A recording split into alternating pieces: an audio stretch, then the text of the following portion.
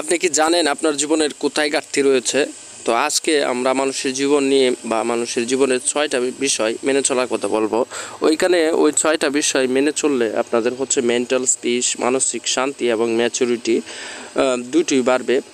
আর ওইটার নাম দেওয়া হয়েছে 6 ল অফ ম্যাচুরিটি, অর্থাৎ হচ্ছে 6টি খুবই গুরুত্বপূর্ণ বিষয় যেগুলো হচ্ছে মানুষের মানসিক শান্তি এবং হচ্ছে পূর্ণাঙ্গতা তুলে ধরে। সেই বিষয়গুলো নিয়ে কথা বলবো। চাকরি রিলেটেড এবং হচ্ছে চাকরির পড়াশোনা রিলেটেড এই চ্যানেলে ভিডিও আপলোড করা হয়। আশা করি এই ভিডিওটি আপনাদেরকে ইন্সপায়ার করবে বিভিন্ন কাজে, তাই ভিডিওটি সম্পূর্ণ দেখুন না টেনে। আর চ্যানেলে নতুন হলে অবশ্যই সাবস্ক্রাইব করে পাশে থাকবেন। ভিডিওটিতে কিছু নির্দেশনা এবং উপদেশ দেওয়া হবে। যারা এগুলো পছন্দ করেন না বা উপদেশ শুনতে পারেন না, তারা ভিডিওটি অবশ্যই স্কিপ করতে পারেন। আর যারা মনে করেন যে উপদেশের কারণে আপনার লাইফের যদি পরিবর্তন হয়, তাহলে আপনারা এই ভিডিওটা কন্টিনিউ করতে পারেন।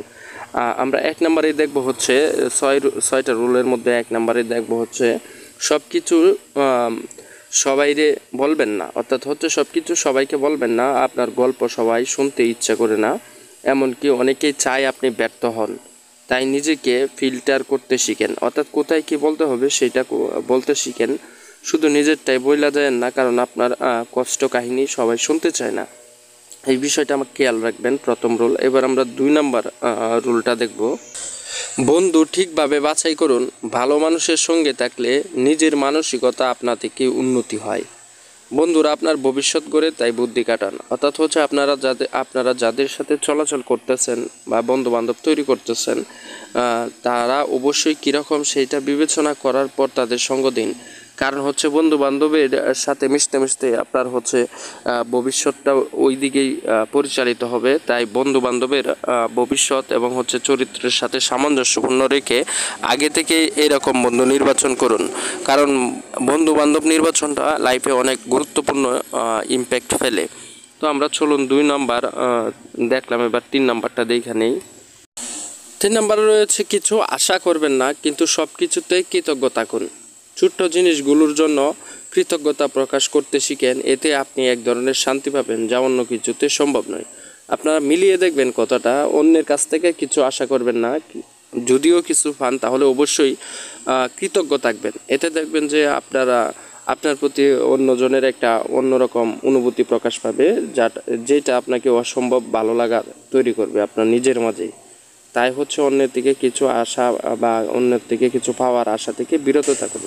4 নম্বরে রয়েছে সেরা চেষ্টা করুন আর প্রসেসে বিশ্বাস রাখুন। পরিশ্রম করলে ভাগ্য ভালো হবে।